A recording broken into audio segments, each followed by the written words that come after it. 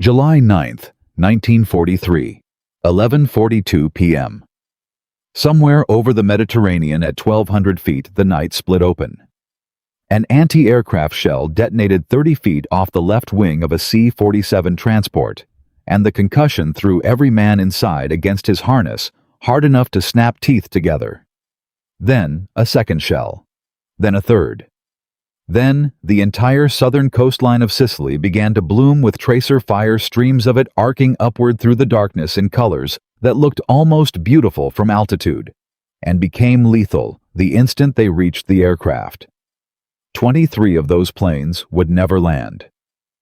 The men inside them, American paratroopers of the 82nd Airborne Division, were being shot out of the sky, not by German anti-aircraft guns, but by their own Navy Allied vessels below that had not received correct identification codes and had opened fire on the formations passing overhead. In the chaos that followed in the screaming engines, and the blowback of fire, and the doors blowing open, and men tumbling into a Mediterranean night at winds exceeding 35 miles per hour, something remarkable happened.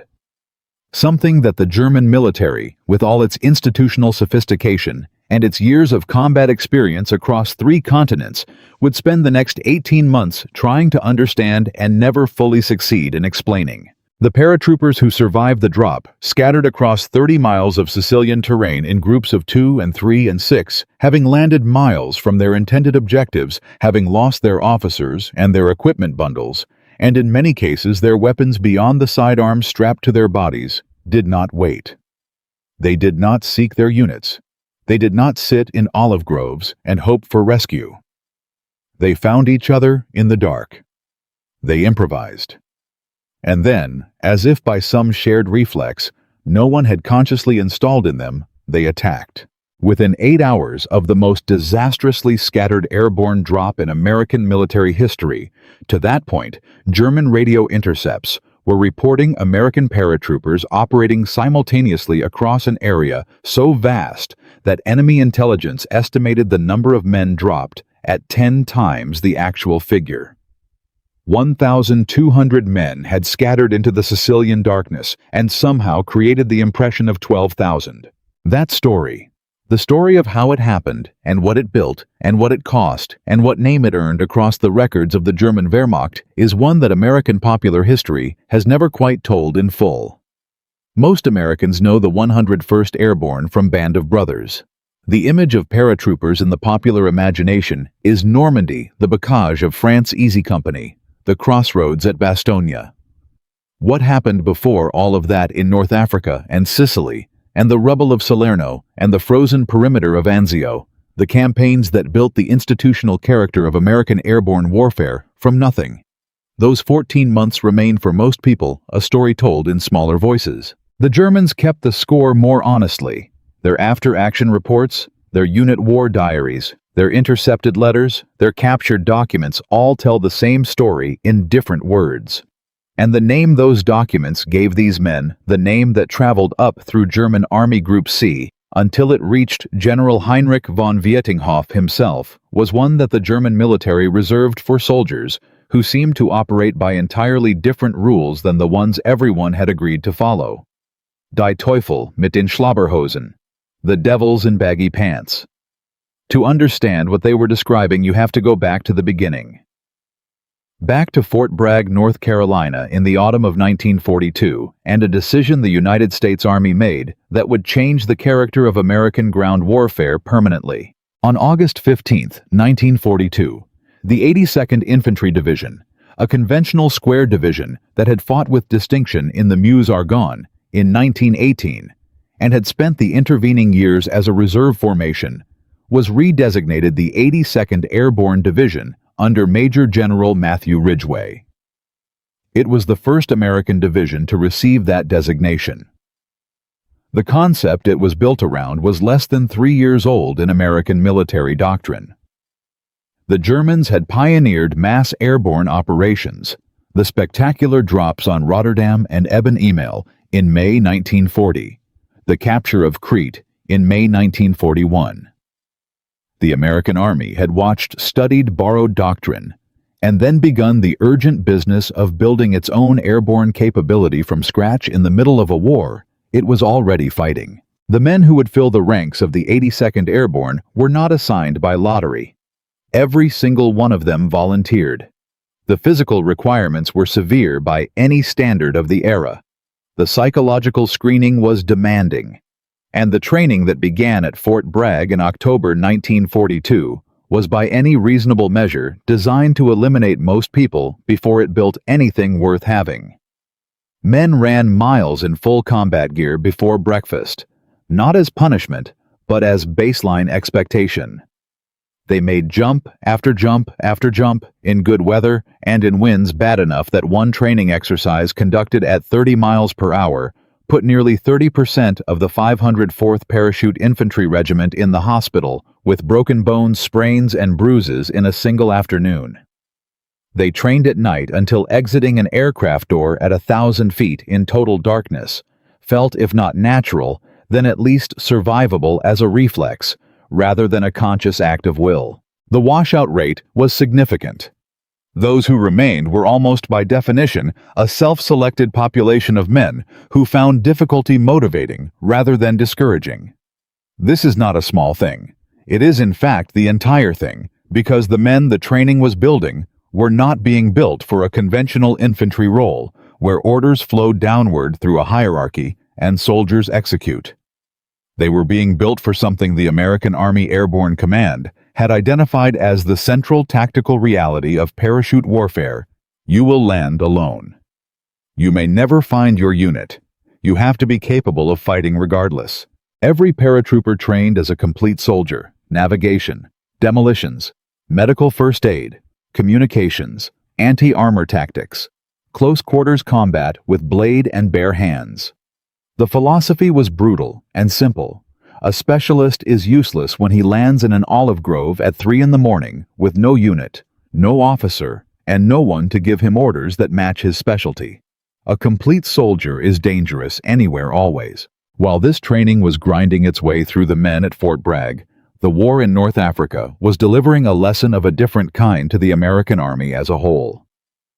In February 1943, Rommel's Africa Corps, specifically the 10th and 21st Panzer Divisions, struck through the American lines in Tunisia and tore them apart with a violence and professionalism that was genuinely shocking. At Kasserine Pass, starting on February 19th, panicked American units were hurled back 50 miles in days. The U.S. Second Corps lost nearly 7,000 men and over 100 tanks. Green American infantry faced battle-hardened German armor and discovered in the most brutal way available that they were not yet the soldiers they needed to be. General Omar Bradley would later describe Kasserine as probably the worst performance of American troops in their entire military history. Eisenhower pulled commanders. He reorganized units. He put Major General George Patton in charge of the Second Corps and began the painful systematic process of building an army that could actually fight Germans on equal terms. The Tunisia disaster was, among other things, a lesson in what happens when soldiers are trained to function inside a system, and then the system collapses around them. At Kasserine, when officers were killed and communications were cut and units lost contact with each other, the response of too many American soldiers was to stop functioning. Not because they were cowards, because they had been trained to operate within a structure, and when the structure dissolved, they dissolved with it. The 82nd Airborne's training had been designed, whether anyone articulated it quite this way or not, as the answer to exactly that problem. By the spring of 1943, as the 82nd prepared in North Africa for its first combat operation, it contained a regiment of men who had been specifically, systematically, and repeatedly trained to function in the absence of structure. The 504th Parachute Infantry Regiment under Colonel Reuben Tucker moved by truck to Kairouan, Tunisia, which was to be the departure point for the Allied invasion of Sicily. Operation Husky, the Allied invasion of Sicily, was scheduled to begin on the night of July 9, 1943. The plan for the 82nd's role was elegant on paper. Paratroopers would drop ahead of the seaborne invasion force, seize key road junctions and high ground, and prevent German armored counterattacks from reaching the beaches before the main force could establish itself. The 505th Parachute Infantry Regiment, under Colonel James Gavin, would lead the initial drop. The 504th under Tucker would follow on July 11th in a second lift. What happened on the night of July 9th was chaos of a kind that still reads 80 years later like the scenario for a disaster film.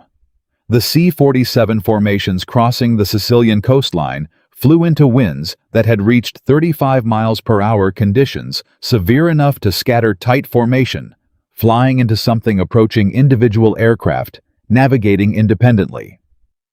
The drop zones that had taken months to plan became irrelevant within minutes of the aircraft reaching the coast. And then the Allied naval vessels below, which had not received proper identification codes for the troop transport formations, opened fire. 23 C-47s were shot down. 37 more were damaged. 83 men were killed, and 318 wounded, the majority by friendly fire, before a single German bullet found them. Men exited their aircraft doors into crosswinds that threw them miles from intended landing zones. Sticks that were supposed to land together, 12 men who had trained together and knew each other's reflexes, ended up scattered across 20 and 30 miles of Sicilian terrain. By morning, when only 400 of the 504th's 1,600 soldiers had reached the objective area near Gela, the rest were somewhere on that island, in groups of strangers without officers, without their equipment bundles, often without anything beyond the weapons on their bodies and whatever they had managed to carry through the door. What happened next was the thing that German intelligence reports would spend months trying to explain. The scattered paratroopers, these men in their distinctive baggy jump trousers with the large cargo pockets on the thighs, did not behave the way German tactical doctrine predicted soldiers who had been scattered and disorganized would behave. They did not wait. They did not attempt to consolidate into defensible positions. They attacked. Small groups of 3 and 5 and 12 men pulled together from 4 different companies, who had never met each other, moved toward gunfire in the darkness, and improvised contact with the enemy as opportunity presented itself. German road columns moving toward the beaches found themselves ambushed from olive groves and roadside ditches at 3 in the morning by men who had no business being there. Telephone wires connecting forward artillery batteries to their command posts were cut in the night. A supply dump exploded. A command post went dark. German units began receiving reports of American paratroopers appearing without warning. At road junctions, hilltops, bridges, and supply routes, attacking, disappearing, and attacking again from a different direction. The reports described a persistent difficulty in establishing where the American paratroopers actually were and in what strength, because the paratroopers themselves seemed genuinely indifferent to the logic of maintaining a coherent position. Colonel Tucker's aircraft during the second lift on the night of July 11th flew the length of the Sicilian coastline twice while under fire before finally reaching the drop zone. His plane landed with over 2,000 holes in its fuselage. But the regiment assembled and moved toward the sounds of cannon fire within the hour. And the confusion the scattered paratroopers had already created across the island in the preceding 48 hours had produced an effect that would become their defining tactical signature. German radio intercepts had estimated the number of American paratroopers dropped at over 10 times the actual figure. 1,200 men had functioned through independent and aggressive action as though they numbered 12,000. The German after-action reports from Sicily contain a pattern that becomes almost rhythmic in its repetition. Small groups of American paratroopers appeared without warning. They attacked. They disappeared. They attacked again. One German officer commanding a company of the Hermann Göring Panzer Division near the town of Gela wrote that his unit came under fire simultaneously from 3 different directions on the morning of July 10th. He could not determine their strength. They attacked from the olive groves, the road ditches from buildings apparently seized during the night. When his unit counterattacked, one position fire increased from 2 others. His assessment preserved in his after-action report was that these men did not behave like soldiers who had been scattered and disorganized. They behaved like men who had turned their disorganization into a weapon. That phrase is the key to everything that followed. Men who turned their disorganization into a weapon. It described something that the training at Fort Bragg had embedded in these soldiers at a level below conscious decision. When the structure collapsed, when the unit was gone, and the officer was nowhere, and the drop zone was 20 miles behind them, American paratroopers defaulted not to paralysis, but to attack. It was almost the only option the training had given them to consider. By the time Sicily was secured in mid-August of 1943, the 82nd Airborne had suffered significant casualties. But the Germans had suffered more. More importantly, the German armored units had been denied the one thing they needed in those first critical hours after the Allied landings time. The paratroopers, even scattered, even disorganized, even in groups that had never trained together, had forced German armored columns to slow down, to check their flanks, to assign security elements, to supply lines that kept getting cut in the night. Those hours of delay had given the seaborne forces time to establish themselves on the beaches. The lesson was not lost on German high command. Before the Allied landings on mainland Italy in September 1943, German planners explicitly identified American airborne units as a priority intelligence and security concern. They had in 30 days over one Mediterranean island elevated themselves from an unknown quantity to a known threat. And the name that German soldiers had begun using in their unit reports and their private letters to describe the men in the distinctive baggy jump trousers had begun to spread through Army Group C like a piece of intelligence too useful to keep to yourself. Die Teufel mit den Schlabberhosen. The devils in baggy pants. The baggy trousers were real and specific. American paratroopers wore a distinctive jump uniform with large cargo pockets on the thighs designed to carry ammunition and equipment during the jump. They bloused into the tops of their jump boots, creating a silhouette that German soldiers had learned by the end of the Sicilian campaign to recognize immediately. The first time German infantry saw that silhouette in a village street or on a hillside at dawn, they had learned to feel a specific kind of concern.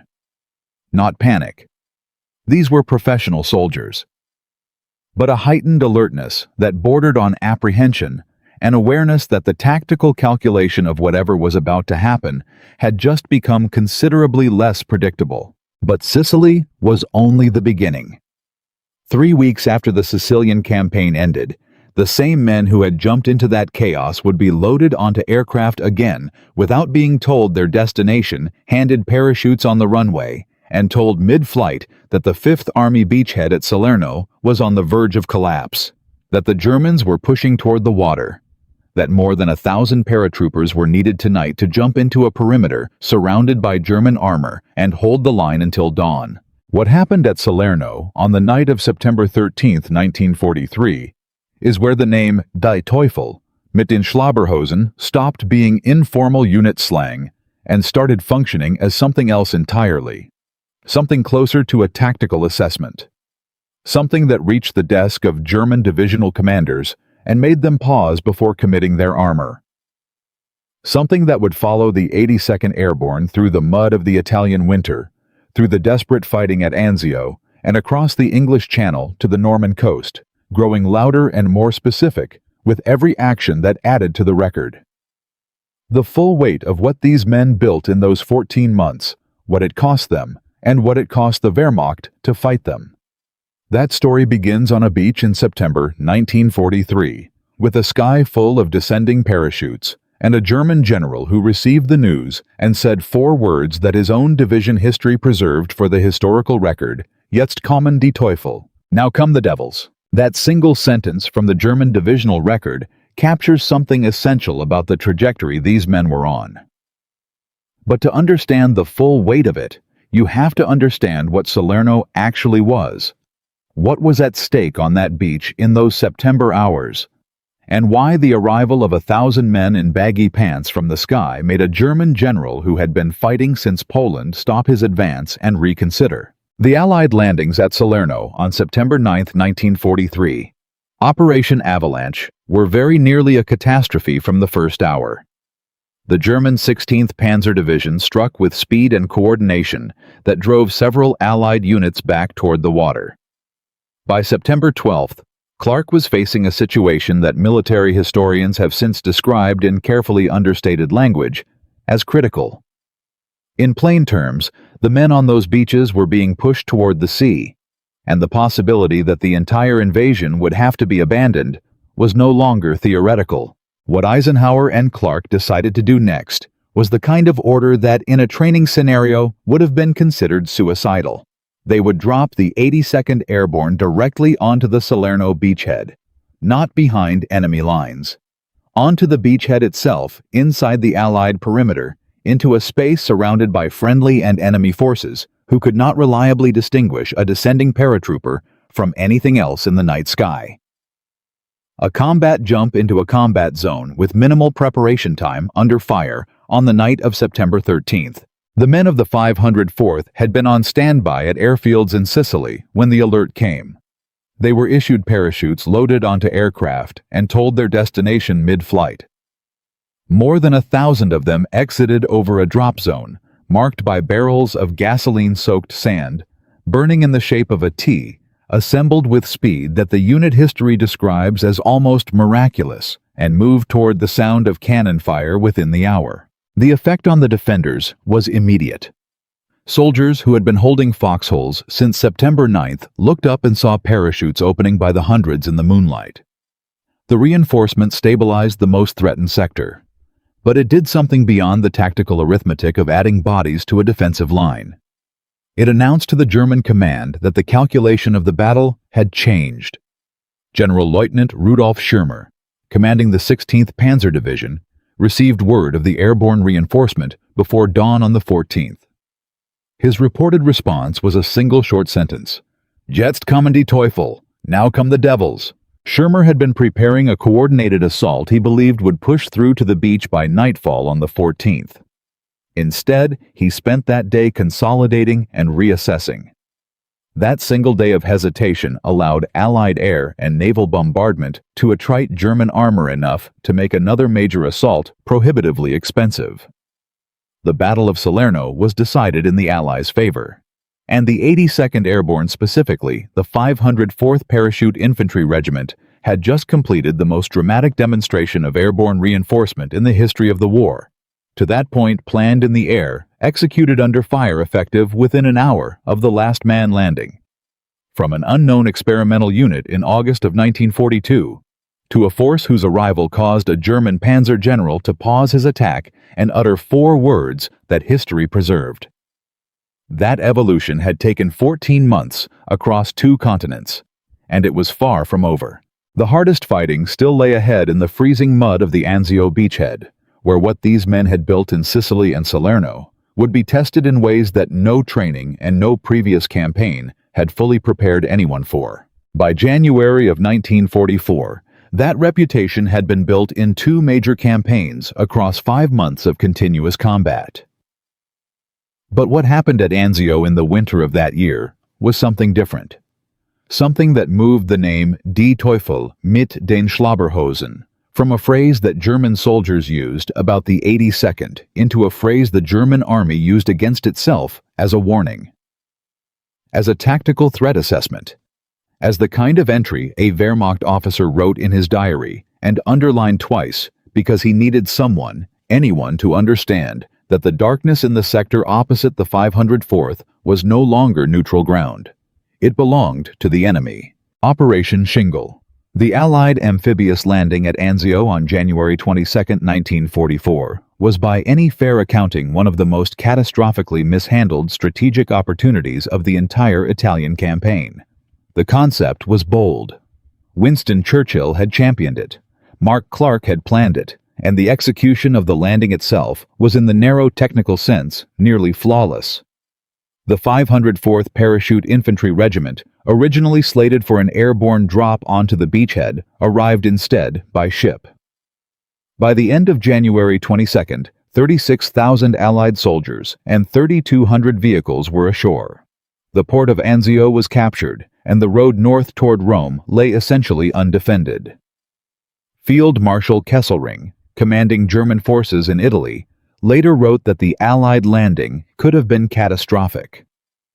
At that moment, there was almost nothing between the beachhead and the German rear. Major General John Lucas, commanding the 6th Corps at Anzio, chose not to advance. The reasons were not entirely without logic. He did not believe he had sufficient strength to push inland and simultaneously defend the beachhead against the inevitable German counterattack. He was in the brutal assessment of his superiors, not wrong about the risks. But he was decisively wrong about the window available to him.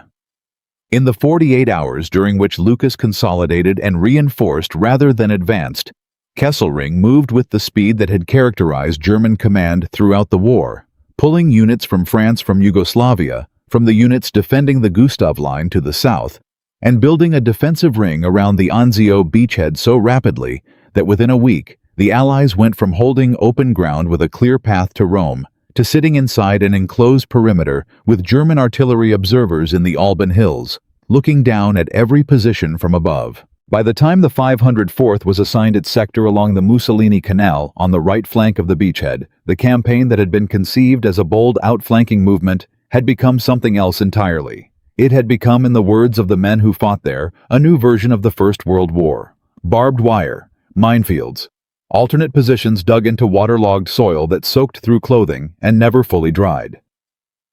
The Alban Hills, 4 miles to the north and northeast, from which German artillery observers directed fire onto the beach, the harbor, the road network, the medical facilities, everything that was visible, which was everything, because the terrain offered almost no concealment from elevation. Both sides were taking continuous casualties from artillery. The marsh the Germans had flooded by shutting off the drainage pumps crept into the forward positions. Men held their sectors and counted days the way men count days when they have no way of knowing how many are left.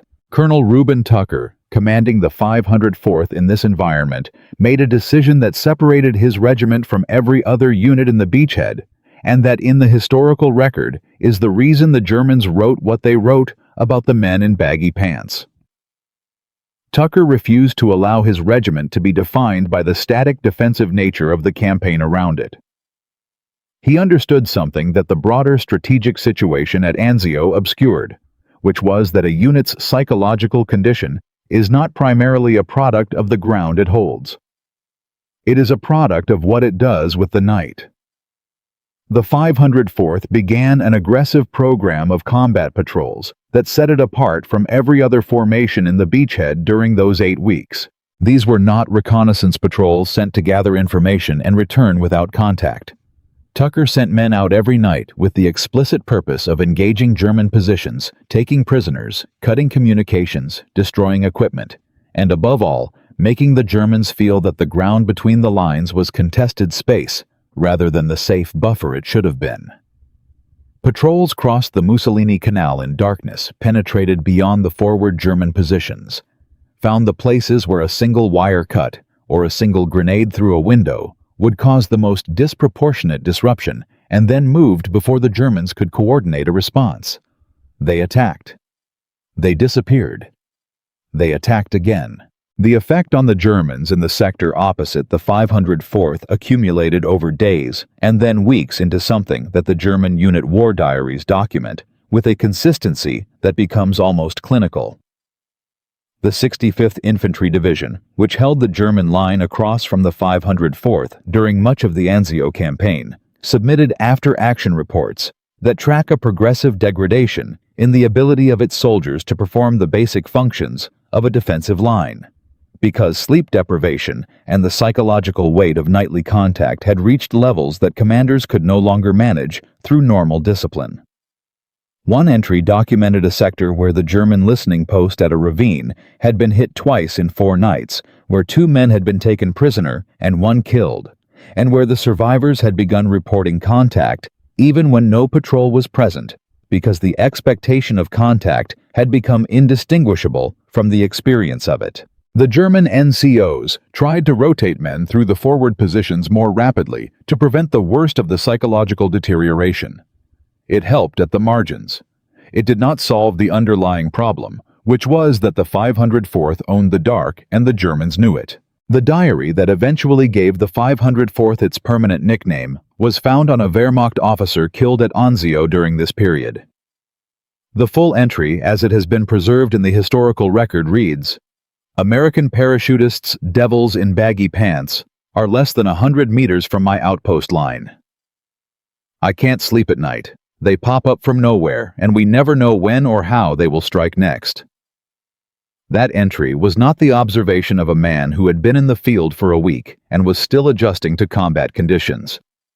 The officer who wrote it had fought on the Eastern Front. He had been at Kursk. He had crossed the Dnieper under Soviet pressure. He had, in the measured assessment that experienced soldiers make of their situation, survived the kind of fighting that most soldiers never encountered and never would.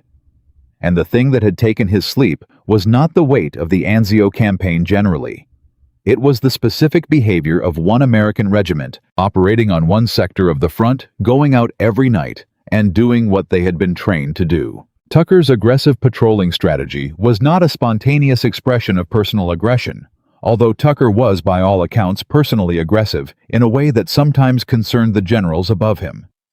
It was a calculated application of the doctrine that had been built into the 504th from its first days at Fort Bragg. The training philosophy had been simple and absolute. A paratrooper who is sitting still is a paratrooper who is losing. The initiative belongs to the man who takes it. The ground belongs to the man who moves through it. In Sicily, that philosophy had produced the tactical chaos that German intelligence could not accurately count. At Salerno, it had produced the reinforcement that stabilized a collapsing perimeter. At Anzio, operating on a static front that offered almost no opportunity for the kind of large-scale aggressive action that the 504th was designed for, it produced nightly patrols that ate away at the German defensive psychology with a patience and consistency that the conventional infantry units on either side of the 504th sector could not match, and in several documented cases specifically requested that they not be required to replicate. The nature of what Tucker built in those 8 weeks at Anzio requires some specificity, because the general statement that the 504th conducted aggressive patrols is an abstraction that does not convey the actual texture of what German soldiers were experiencing on the other side of the wire. On the night of February 7, 1944, a patrol from the 504th, numbering approximately 20 men, crossed the Mussolini Canal, moved through more than a kilometer of German-held territory. In complete darkness, reached the outskirts of a farmhouse complex that had been identified through earlier reconnaissance as a German forward command post, engaged the security element. Destroyed the radio equipment inside, took 3 prisoners, and returned to the Allied perimeter with all 20 men. 4 of them were wounded. None were lost.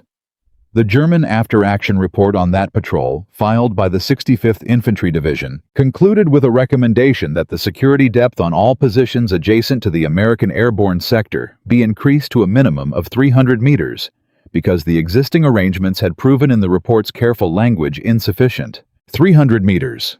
The German command had been forced to add nearly a quarter mile of defensive depth in the direction of the 504th's sector, specifically because the 504th's patrols were penetrating whatever security was in place and creating damage that conventional defensive arrangements could not prevent.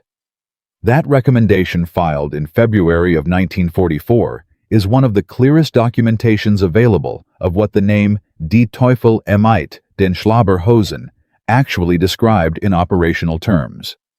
It was not a colorful nickname, it was a tactical problem statement.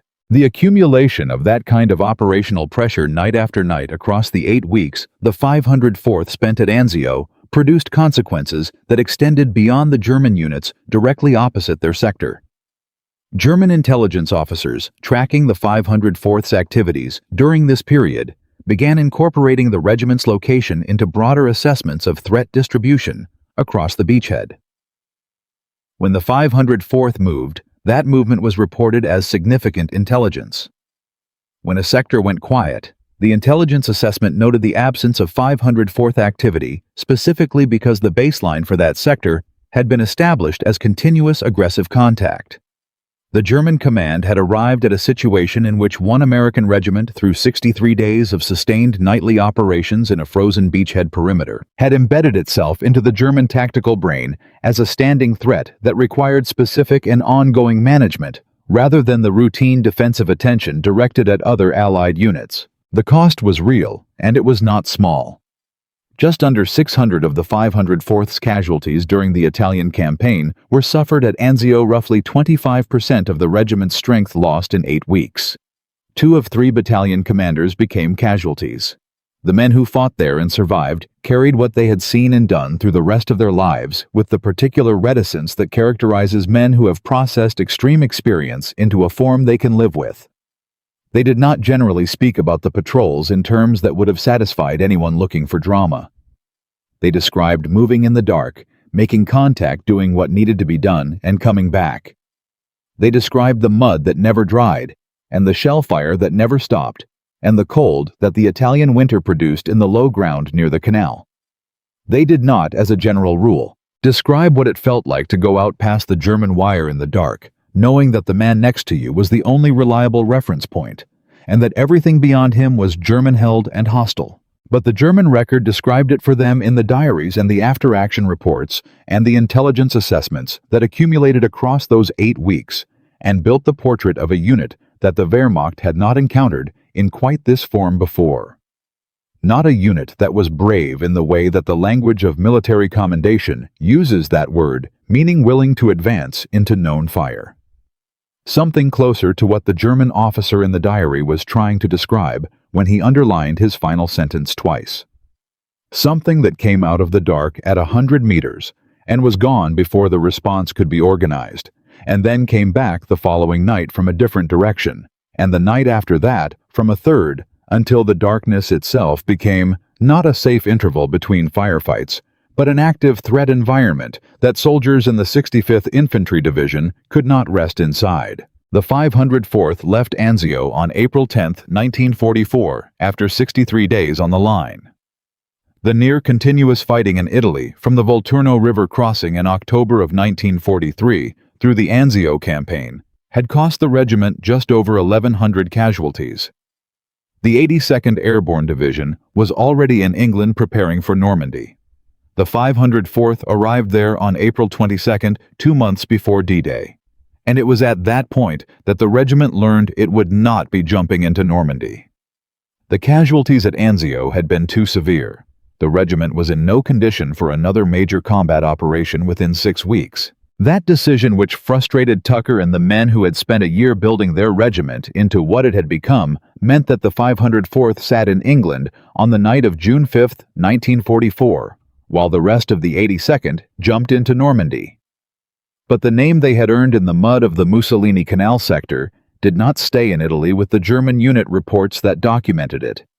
It traveled with the regiment to England, and then to Holland for Operation Market Garden in September, and then to Belgium for the Battle of the Bulge in December, because a nickname that a Wehrmacht officer writes in his diary under German artillery fire and underlines twice is not the kind of name that stays attached to a beachhead. It attaches to the men who earned it. What the German Fallschirmjäger officer Walter Gericke wrote in his March 1944 assessment of Allied airborne capabilities, having studied the 504th's performance at Anzio, specifically captures what the name had come to mean at the institutional level by the time the Italian campaign ended. He wrote that the American 504th had demonstrated at Anzio a level of tactical effectiveness in night operations that equaled and, in some respects, exceeded the performance of German Fallschirmjäger units at comparable stages of their development, and that the Americans had learned in approximately 18 months of combat what had taken German airborne forces 3 years to master. He called this rate of institutional learning alarming. That word from a German Fallschirmjäger officer who had been building and leading airborne forces since before the war, describing an American regiment that had not existed before August of 1942, is the clearest available summary of what the name Die Teufel mit den Schlabberhosen actually measured. It measured how fast the American Army had built from nothing, using volunteers from every state and every walk of life, a formation capable of fighting in the dark at a level that one of the Wehrmacht's most experienced airborne officers could only describe as alarming. And Anzio, the campaign that everyone remembered as the strategic failure. It was as the 8 weeks of muddy stalemate that cost too much and delivered too little. Because a general chose caution over momentum was within the perimeter of the 504th sector. None of those things. Within that sector along the Mussolini Canal, in the frozen night air of the Italian winter, Tucker's regiment, had gone out every night and taken the fight to an enemy that outnumbered them and held the high ground and had every advantage that a static defensive position can confer. And they had made the Germans write in their unit diaries that the darkness belonged to the enemy. The story does not end at Anzio. The 82nd Airborne Division jumped into Normandy on the night of June 5, 1944, without the 504th, and what they did there, and what the Germans who faced them in the Norman bocage wrote about the men in the scattered drops across the Cotentin Peninsula, and how the name that was born in the mud of Sicily, and confirmed in the frozen nights at Anzio, traveled across the English Channel and embedded itself into the German defensive psychology before the Normandy invasion even began. That is the next part of this story. And it begins with a German general's staff car on a Norman road in the early hours of June 6, 1944. And what happened when it drove into a group of American paratroopers who had no idea who was inside. But before Normandy, before the bocage and the hedgerows and the scattered drops across the Cotentin, there is one more layer of the Anzio story that the German record preserves, and the American record has largely forgotten, and it speaks to something about how the 504th's reputation worked as a force multiplier that extended beyond the regiment's actual combat power. In the final weeks of the Anzio campaign, as the stalemate deepened and both sides settled into the exhausted routines of entrenched warfare, German intelligence officers assigned to Army Group C were producing assessments of Allied unit capabilities that circulated up the German command structure to inform planning for the defense of Italy north of Rome and eventually for the defense of France. Those assessments ranked Allied units by their perceived threat level and tactical sophistication. The 504th Parachute Infantry Regiment appeared in those assessments not in the category of infantry units of note, but in a separate category maintained alongside German Fallschirmjäger formations and other elite specialized units, labeled in the German intelligence taxonomy as units requiring specific countermeasures rather than standard defensive procedures. German units rotated into sectors adjacent to the 504th triggered automatic reinforcement requests above the baseline allocation. The regiment's location was tracked as intelligence of operational significance.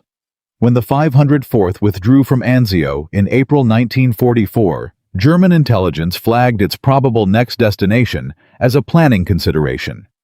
A formation constituted from nothing in May of 1942 had by April of 1944 achieved the status of a tracked threat requiring individual attention in the German intelligence apparatus. That was a consequence of a specific institutional architecture built at Fort Bragg in the winter of 1942 that produced men capable of converting the disorder inherent to airborne warfare into a sustained tactical pressure their opponents could not habituate to or effectively counter.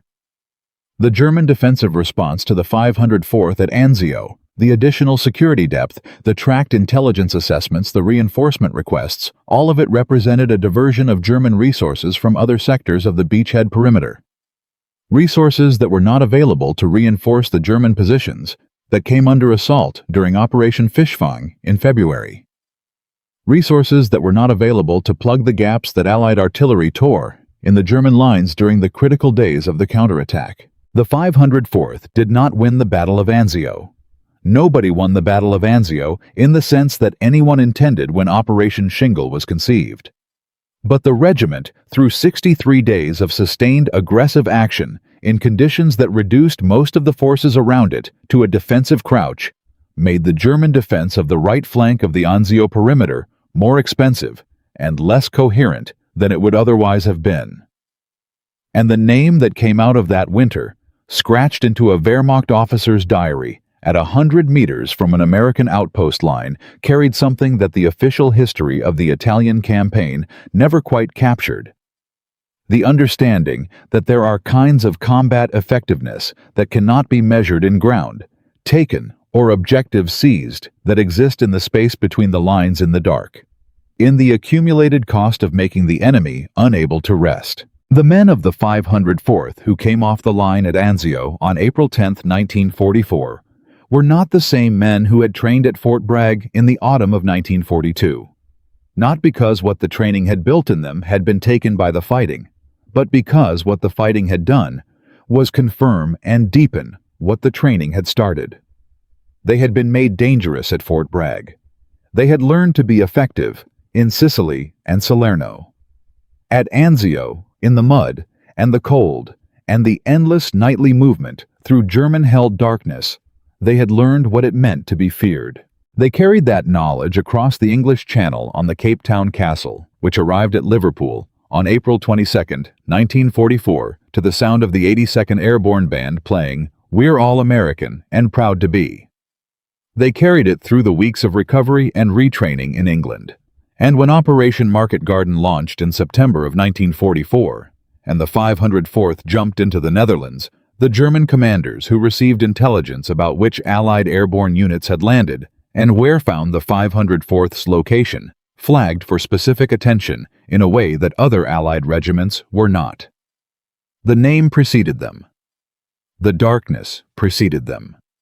And the story of what they did at the Vaal River crossing at Nijmegen in September 1944, paddling in canvas assault boats across 350 meters of open water under direct German fire, while the bridges burned above them, is where the final chapter of how these men earned their name would be written. But that, like Normandy, is the next part of the story. What connects Anzio to Nijmegen, and Nijmegen to the Bulge, and all of it back to the olive groves of Sicily, where 1,200 men scattered across 30 miles of darkness and immediately turned their disorganization into a weapon, is something that was built deliberately at Fort Bragg in the autumn of 1942, and confirmed again and again in the worst conditions available by men who had volunteered for a kind of warfare nobody had fully imagined yet. The German Wehrmacht was the finest conventional fighting force on the planet. It had been fighting since 1939. Its officers were experienced and its doctrine sophisticated. And yet in every sector where the 504th operated, German records said the same thing in different forms. These men turned every disadvantage into a method and every period of disorganization into an opportunity. That is what Die Teufel mit den Schlabberhosen finally meant.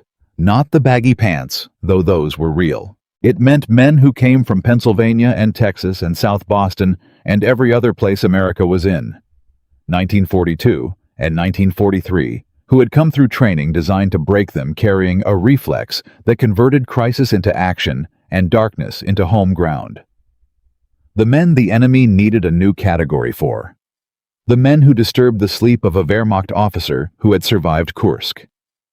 The next part of this story goes to France, to the night of June 5, 1944, and to what happened when a German general's staff car drove into a group of American paratroopers on a Norman road in the dark. 2 parts into this story, the architecture of what the 82nd Airborne Division built should be clear. Fort Bragg made them complete soldiers. Sicily showed the Germans that a scattered American paratrooper was more dangerous than an organized one. Salerno demonstrated that they could be deployed under any conditions and make it work in an hour. And Anzio, 63 days along the Mussolini Canal in the frozen Italian winter, produced the diary entry that gave the name Die Teufel mit den Schlabberhosen its permanent form, the words of a Wehrmacht officer who had survived Kursk and still couldn't sleep because something in the darkness outside his position kept coming back. The 504th Parachute Infantry Regiment had embedded itself into the German military mind as a specific and ongoing threat requiring dedicated countermeasures and tracked intelligence assessment. Now, it was June of 1944. The 504th, too badly depleted by Anzio to make another jump within 6 weeks, was in England recovering. The rest of the 82nd Airborne was in England preparing for Normandy. And the German 7th Army, holding the defense of the Cotentin Peninsula in northern France, had received specific intelligence briefings about the presence of American airborne divisions in England and their probable deployment in any Allied invasion of France. The Germans in Normandy knew the 82nd was coming. They did not know when. They did not know exactly where. And when the night of June 5, 1944 arrived, that uncertainty, amplified by 14 months of accumulated reports about what American paratroopers did when they were scattered across terrain in the dark, produced something in the German defensive brain that would have a direct operational consequence before the sun rose. The consequence had a name and a rank. General Lieutenant Wilhelm Fally, commander of the 91st Infantry Division, which held the western Cotentin Peninsula sector, that the 82nd would be jumping into that night. Fally had been in Rennes on June 5th for a Kriegspiel, a military war game exercise organized by the German High Command. He was returning to his divisional headquarters at Château de Berneville in Picoville when the sky above the Norman countryside began filling with aircraft. Formations of Allied C-47s, more than 1,000 of them over the two divisions, passing over in the darkness at altitudes that left no ambiguity about what was happening. Fally ordered his driver to accelerate. He needed to reach his headquarters and take command of his division before the landings that were obviously coming could gain any momentum. He was less than 2 kilometers from his headquarters at approximately 1 in the morning on June 6th, when his car encountered a checkpoint on a Norman country road. The men at the checkpoint were American paratroopers of the 508th Parachute Infantry Regiment, 82nd Airborne Division, who had landed scattered like every other American airborne drop in this war, and had defaulted as they had been trained to default to finding each other in the dark and doing something useful with whoever they found. They had no idea who was in the car. They were simply doing what Fort Bragg had taught them: treat every contact as an engagement opportunity. The car was riddled with bullets. It crashed into a wall of a nearby farmhouse. Wilhelm Fally, the first German general killed on D-Day, was dead before the sun came up. The 91st Infantry Division entered the Battle of Normandy at the moment it most needed command coordination without its commander.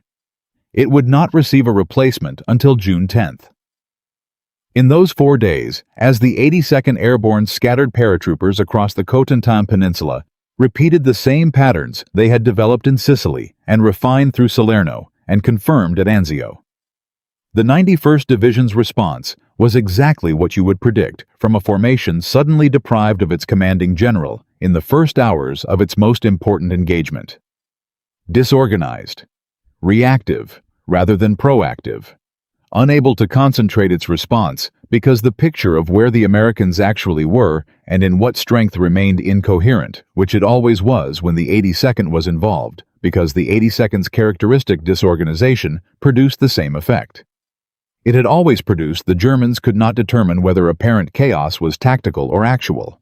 The German 7th Army's War Diary, the operational record of the German forces defending Normandy, contains an entry from the early hours of June 6th that has been quoted in military histories for decades.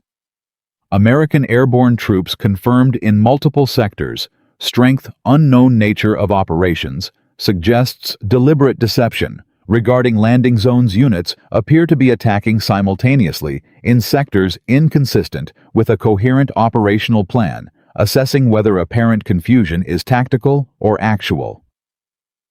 That parenthetical question, whether the Americans' disorder was deliberate or genuine, reflects the bind that the 82nd had been creating for German intelligence since Sicily in July of 1943. They had become so associated with aggressive action in disorganized circumstances that even their genuine disorganization looked like possible deception. The strategy of independent action had become over 14 months of combat, a reputation that preceded them and functioned as a force multiplier even before contact was made. But the centerpiece of what the 82nd accomplished in Normandy in those first hours was not the death of a general on a country road or the confusion in the German War Diary.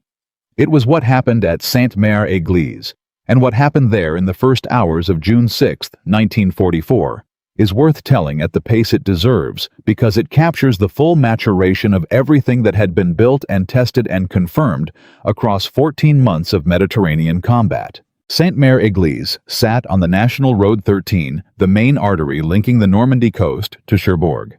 Controlling it meant controlling movement on the entire western flank of the Utah Beach landing zone. The mission of seizing the town had been assigned to the veteran 505th Parachute Infantry Regiment under Colonel William Ekman, specifically to the 3rd Battalion under Lieutenant Colonel Edward Krauss. The 505th had the same combat record as the rest of the 82nd Sicily Salerno, Italy. They were not the 504th which had earned the name at Anzio, but they had been shaped by the same institutional architecture, and they carried the same tactical culture. The drop began at 1:51 a.m. on June 6th.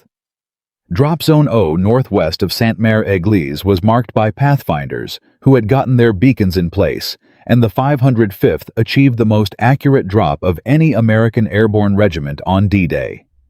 75% of the regiment landed within 2 miles of the designated drop zone.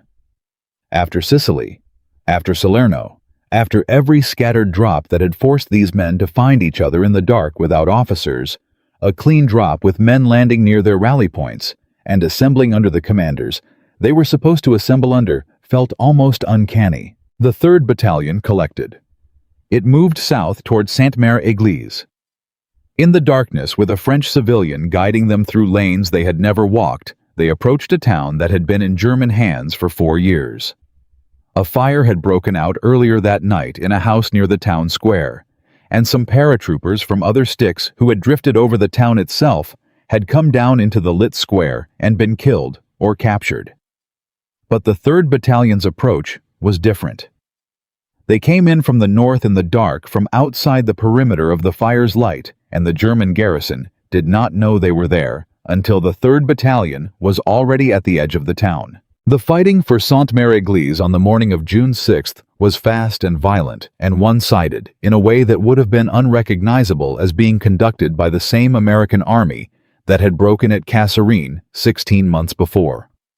The Germans in the town were a garrison of artillerymen, men assigned to operate batteries, not to defend against aggressive infantry assault in the dark.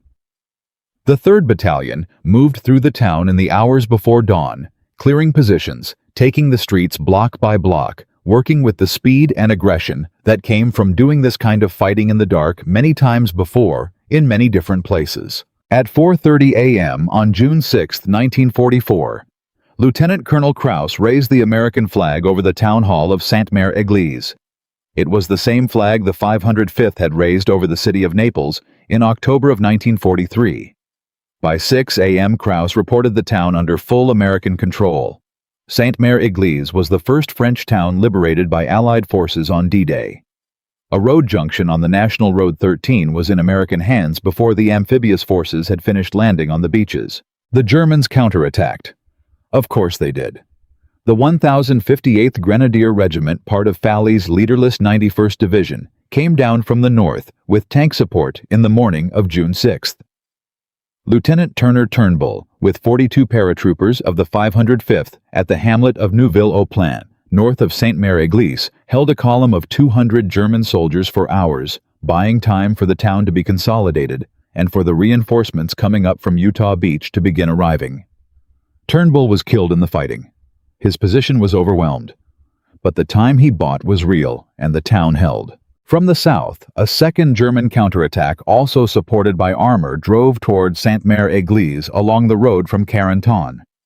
American paratroopers and a company of Sherman tanks from the 4th Infantry Division arriving from Utah Beach met it on the outskirts of town. The German armor retreated. The infantry was routed with heavy casualties. By the end of June 6th, Sainte-Mère-Église was still in American hands, had been held against 2 armored counterattacks, and had become the anchor point for the entire western flank of the Utah Beach lodgment. What the German 7th Army had been afraid of in its pre-invasion intelligence assessments, specifically the question of what happened when experienced American airborne troops were inserted into the German rear areas, had happened, not as a coherent tactical maneuver, not as the elegant plan it had looked like on the American operations map in England.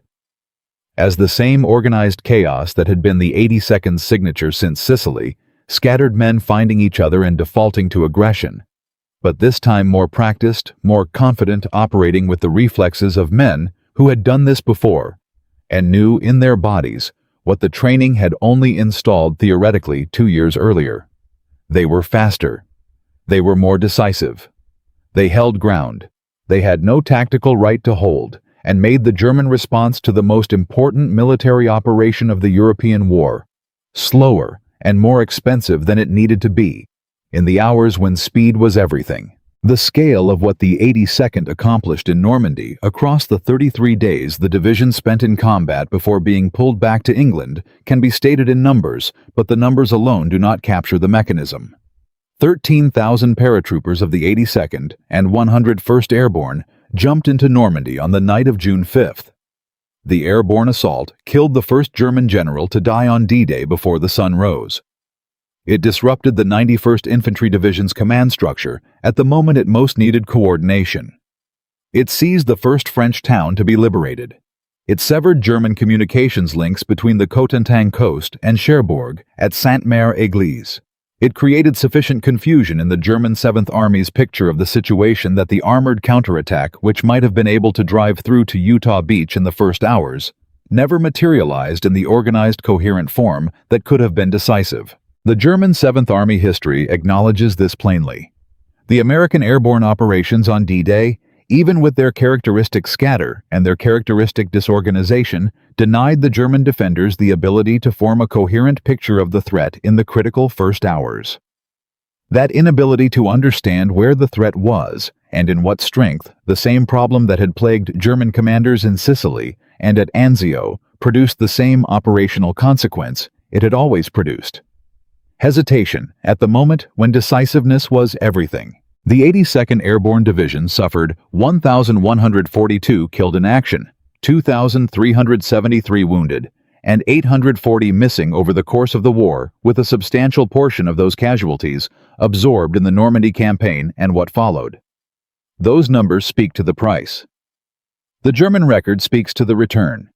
Not the ground captured or the objectives seized, those are real, but can be measured and bounded.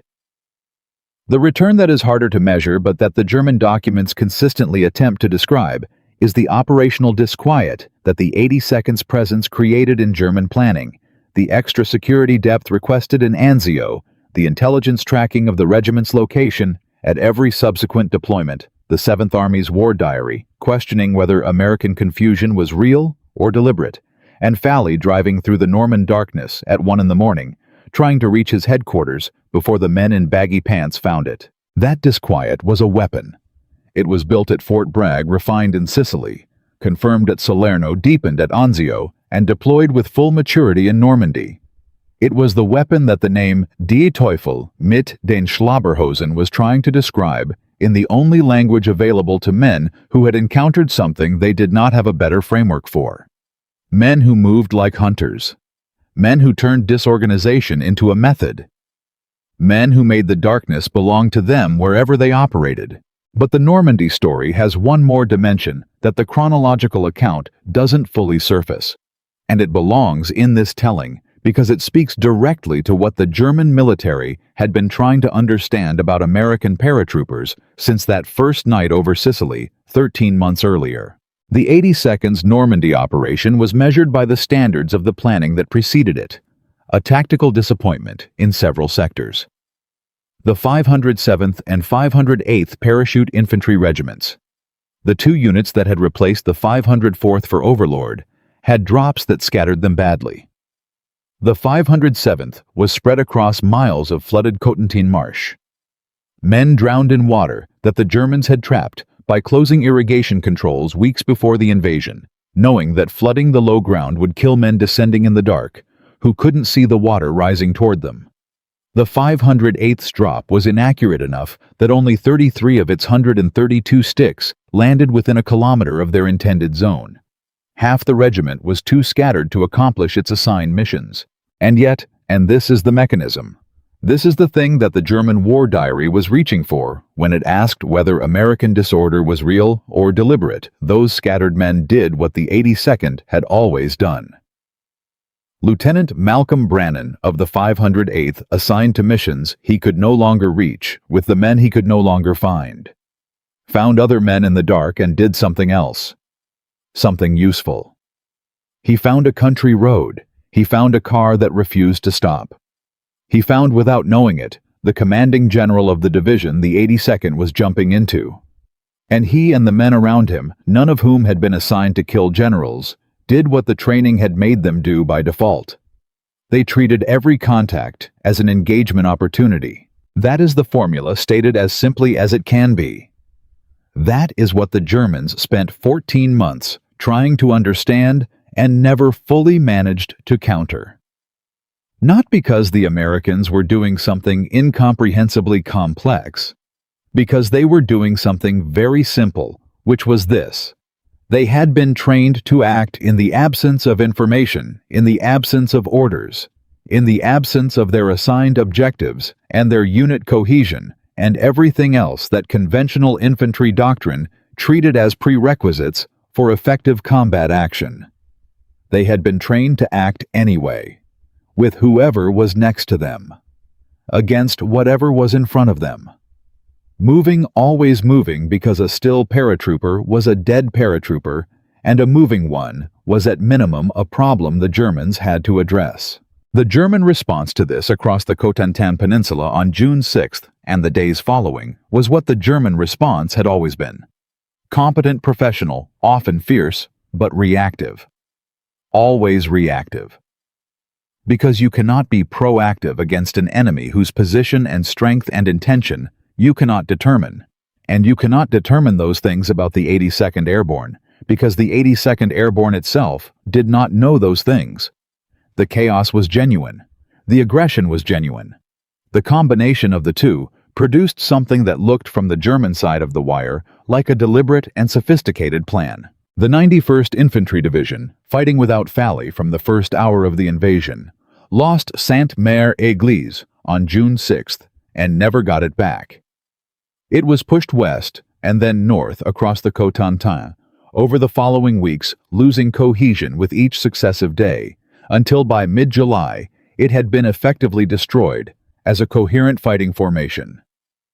A division that had been identified in pre-invasion German intelligence as one of the key forces available to respond to an Allied landing in the Cotentin Peninsula, specifically designated as the reserve formation capable of launching the decisive counterattack against an airborne incursion, had been rendered combat ineffective, in part because its commanding general died at 1 a.m, before the battle had formally begun, shot by men who didn't know who he was. There is a category in military history for the kind of event that looks in retrospect like it should not have mattered as much as it did.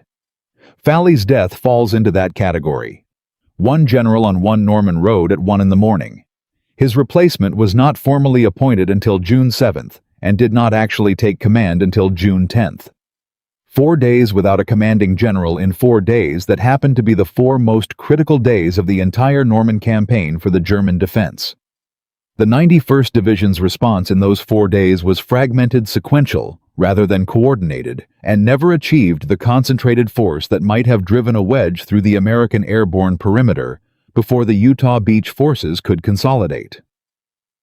None of that can be attributed solely to the absence of one man. But it can be attributed to what happened when a man who had spent the preceding year building his division's defensive capability was killed by soldiers who had no idea who he was operating on a country road 2 kilometers from their intended landing zone, doing the only thing their training had given them to do in circumstances they had not been assigned to handle. The 82nd Airborne Division was pulled out of Normandy on July 13, 1944, after 33 days of combat that cost it 1,142 killed in action and 2,373 wounded. It returned to England, absorbed replacements, integrated the 504th back into its order of battle, and began preparing for the next operation. The name Die Teufel mit den Schlabberhosen went with it. It had traveled from a German unit war diary in Sicily to a Wehrmacht officer's diary in the Anzio mud, to the German 7th Army's operational assessment of the Normandy airborne threat. By the summer of 1944, it had stopped being a nickname in the informal sense and had become something more like a designation, a shorthand in the German tactical vocabulary for a specific and understood kind of threat that required specific and understood countermeasures, none of which in 14 months of continuous engagement had proven sufficient to stop it. Operation Market Garden launched in September. The 504th, back in the division, and ready jumped into the Netherlands, and within 3 days was at the Vaal River at Nijmegen, facing a crossing that James Gavin later described as one of the most brutal combat actions the 82nd performed in the entire war. Canvas boats. 350 meters of open water. German fire from the northern bank. Machine guns, mortars, direct-fire artillery at near point-blank range across flat open water with no cover and no option to reverse. The 504th crossed anyway, paddling with rifle butts when the paddles were shot away, and seized the northern end of the Nijmegen Bridge from a direction the Germans had not expected anyone to survive approaching from. The wall crossing is an action that Gavin, who had seen every major 82nd combat operation from Sicily to Germany, called the most courageous action he witnessed in the entire war. It was conducted by men who 2 years earlier had been civilians. By December 1944, when the German breakthrough in the Ardennes opened the Battle of the Bulge, the 82nd was in France, recovering from Market Garden. It was in the Ardennes within 48 hours of the German attack, absorbing the northern shoulder of the German breakthrough at Werbemont, holding ground that other formations had broken from, and doing what it had always done in every previous campaign, moving toward the sound of the guns while other units moved away from them. The story of what the 82nd Airborne built from nothing in the autumn of 1942, and what it proved across Sicily and Salerno and Anzio and Normandy and Holland and Belgium and Germany, is the story of what happens when an institution decides to build not specialists, but complete soldiers, not men trained to function inside a system, but men trained to function in the system's complete absence. The cost of that decision, measured in the 1,100 casualties, the 504th sustained in Italy alone, in the more than 4,000 killed and wounded the division absorbed over the entire war, is not a small number and should not be treated as one. But the return, measured in German war diaries, that tracked the regiment's location as a priority intelligence concern in after-action reports, recommending 300 meters of additional defensive depth against their sector alone. In a German Fallschirmjäger officer's assessment that they had learned in 18 months what his own service had taken 3 years to master in a German general's blood on a Norman road, is the record of what that cost purchased. The final chapter of how these men earned the name that a Wehrmacht officer gave them in the mud at Anzio, the chapter that comes after Normandy and Market Garden and the Bulge, is not about battles. It is about what the institution that trained them understood, and what the men who came after them training today at Fort Liberty on what used to be Fort Bragg inherited from them without being able to fully trace where it came from. The next part tells that story. 3 parts into this story, the full arc should be visible. An army built from nothing in the autumn of 1942 at Fort Bragg, constituted from volunteers who had signed up for a form of warfare that barely existed in doctrine and had never been tested at scale. 14 months of combat across North Africa, Sicily, Salerno, Anzio, and Normandy, that turned institutional theory into physical reflex. A nickname given by the German Wehrmacht, not in mockery, but in the particular kind of professional respect that soldiers extend to an enemy who has made them genuinely afraid. Die Teufel mit den Schlabberhosen, the devils in baggy pants. A phrase that traveled from a unit war diary to a divisional intelligence assessment to a captured document that Allied intelligence classified and then filed, and then eventually made available to historians who spent decades trying to understand exactly what had been built at Fort Bragg and why it worked as well as it did. What remains to be told is what happened after. What happened to the men? What happened to the institution? What the name carried forward and what it became. Because the most important thing about the 82nd Airborne story is not what it did in the 2 years between Sicily and the end of the war in Germany. It is what those 2 years built that outlasted the war itself, that got transmitted from one generation of paratroopers to the next, without any formal mechanism for transmission that exists today in the culture of a division still stationed at the installation still called institutionally Fort Bragg. Reuben Tucker brought the 504th Parachute Infantry Regiment through the end of the war in Germany in May of 1945. He had commanded it since December of 1942 through Sicily and Salerno and Anzio and Market Garden and the Bulge and the Rhine crossing.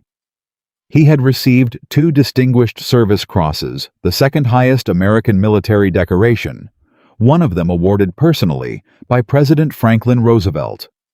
James Gavin, who had commanded the 505th PYR in Sicily, and then commanded the 82nd Airborne Division itself through Market Garden, and the final campaigns in Germany, wrote in his memoir, On to Berlin, that Tucker was probably the best regimental commander of the entire war. Not the best parachute infantry commander. The best regimental commander of any type in any army. That is the assessment of a man who had worked alongside the finest officers the American Army produced in the Second World War. Tucker stayed in the Army after the war, as good soldiers often do. He taught at West Point. He served on the faculty at the Air War College. He was the commandant of cadets at the Citadel. He became the assistant division commander of the 101st Airborne Division and eventually reached the rank of Major General. He died on January 6, 1970, in Charleston, South Carolina, at the age of 58. He did not receive the public recognition that Eisenhower or Patton or Gavin received, which is true of most regimental commanders, regardless of how good they were. The men who knew him, who had served under him, who had gone out past the German wire in the dark at Anzio on his orders and come back, tended to describe him in terms that did not map well onto the official language of military commendation. They described him as the reason they were alive. They described him as the person who had been physically present at the worst moments of their lives and had made those moments survivable by the quality of his own presence. They described him the way soldiers describe commanders when the relationship has moved past professional respect into something that does not have a precise civilian equivalent. One story that circulated widely among the veterans of the 504th captures, something about Tucker that the official record does not. When the regiment departed Italy in April of 1944, bound for England, Tucker reportedly carried with him an orange crate packed with official charges that had been filed against his soldiers over the preceding months. Administrative violations, disciplinary matters, the accumulated paperwork of a unit that had been fighting continuously and had been run by a commander whose priorities were arranged in an order that put administrative compliance somewhere well below keeping men alive and completing missions. Gavin wrote that he and Ridgway had discussed the fact that Tucker's administrative record made it impossible to promote him at the pace his combat performance deserved. The orange crate, according to multiple accounts, went over the side of the ship somewhere in the Mediterranean. Tucker was not wrong to think that way, and the men who served under him would not have changed the trade, even knowing the cost it imposed on his career. But the distinction matters because Tucker's post-war career is not the story of a man who was forgotten or unrecognized. It is the story of a man who understood exactly what his contribution had been, and who continued in different institutional roles to transmit the thing he had built to successive generations of soldiers who would never see the campaigns he had led. As commandant of cadets at the Citadel, as an instructor at West Point, and the Air War College, Tucker was not teaching tactics. He was transmitting culture. The specific culture of a unit that had decided in the autumn of 1942 that it was going to train men to function in the system's complete absence, and had then tested that decision across 3 campaigns before anyone in the American military establishment was entirely confident it would work. Tucker knew what had been built because he had built it.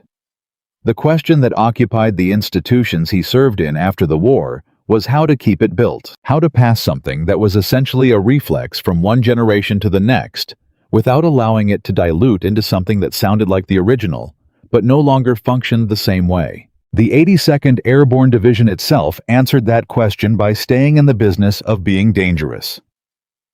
During the Korean War, Presidents Truman and Eisenhower kept the 82nd in the United States as a strategic reserve, specifically because neither was willing to commit the one unit in the American military that functioned as both a rapid deployment force and a psychological deterrent to a single theater. The logic was straightforward. The 82nd stationed at Fort Bragg was an asset that could be applied anywhere in the world within days, and that optionality was worth more to American national security than the tactical contribution the division would have made in Korea.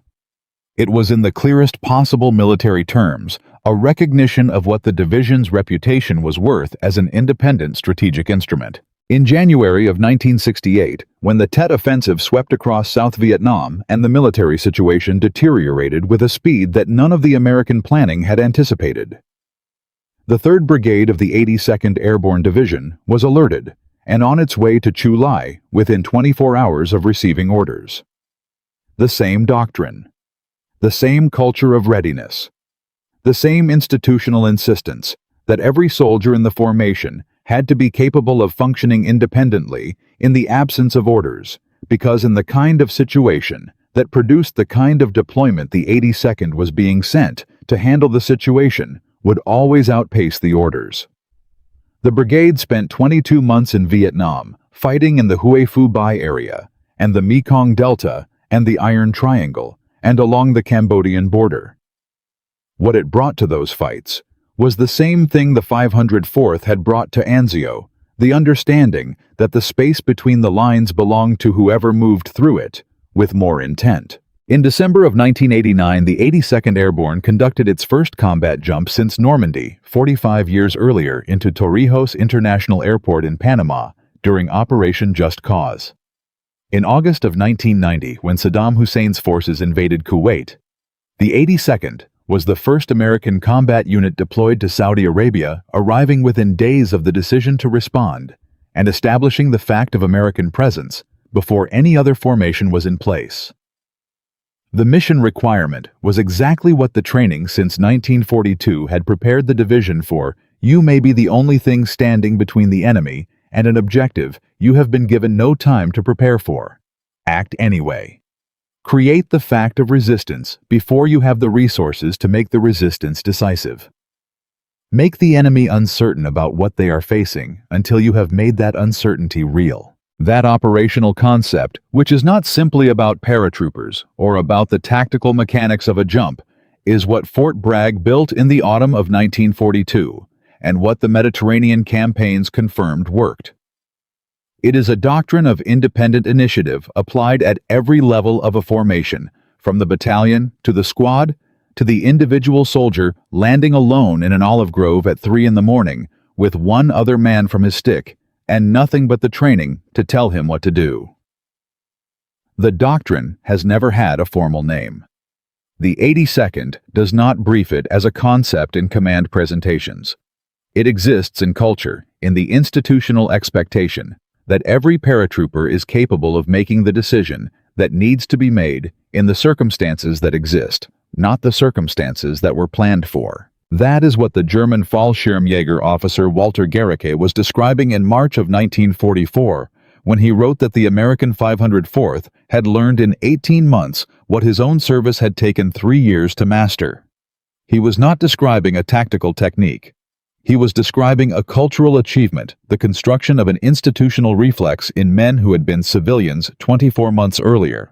A reflex that produced decisive independent action under conditions of maximum stress and maximum uncertainty. That achievement in 1944 alarmed him.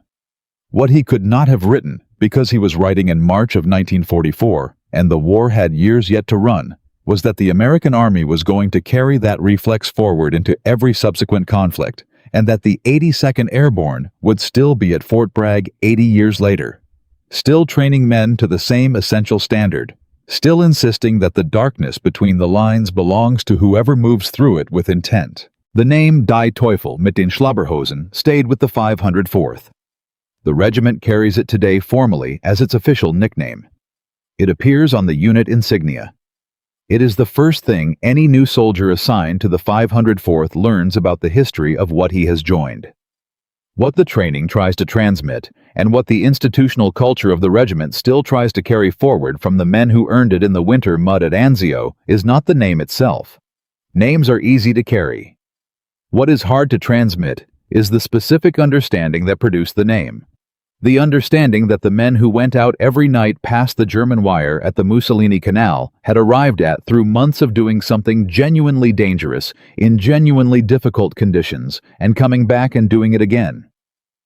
The understanding that the situation being worse than what was planned for is not a reason to stop. It is the situation. There is a detail in the historical record that most accounts of the 504th skip over, and it is worth ending with.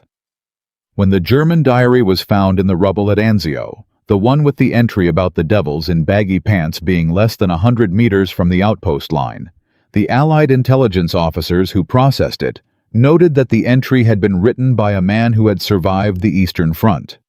He had been at Kursk. He had crossed the Dnieper under fire.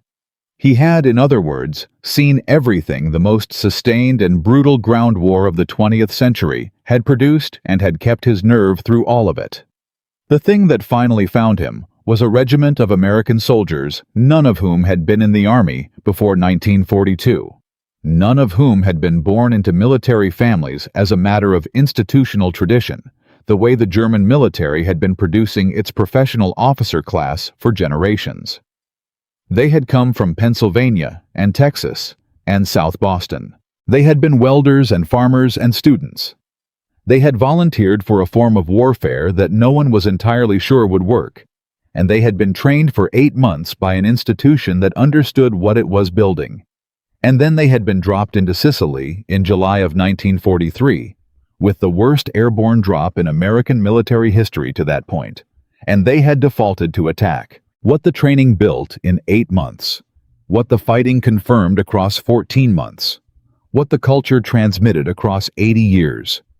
The same thing stated in 3 different ways, pointing toward the same truth about what human beings are capable of when the institution that shapes them is clear about what it needs them to be. The diary entry said the darkness belonged to the enemy. The enemy was them.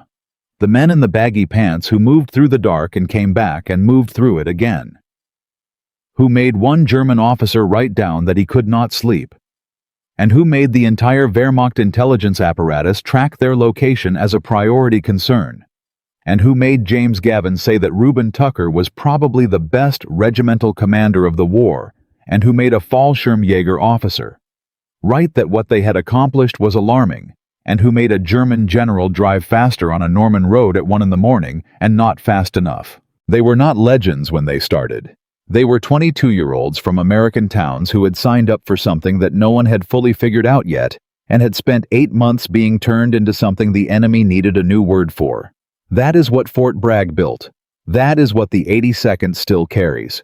And that is why, 80-plus years after a Wehrmacht officer wrote those words in a journal, he thought no one else would read the name. Die Teufel mit den Schlabberhosen still belongs to the men who go out in the dark. The question any honest accounting of the 82nd's history has to answer is the one that sits underneath all the tactical detail and the operational narrative.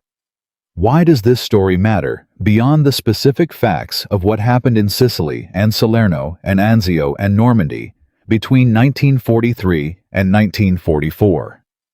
The answer has 2 parts, one about institutions and one about individuals.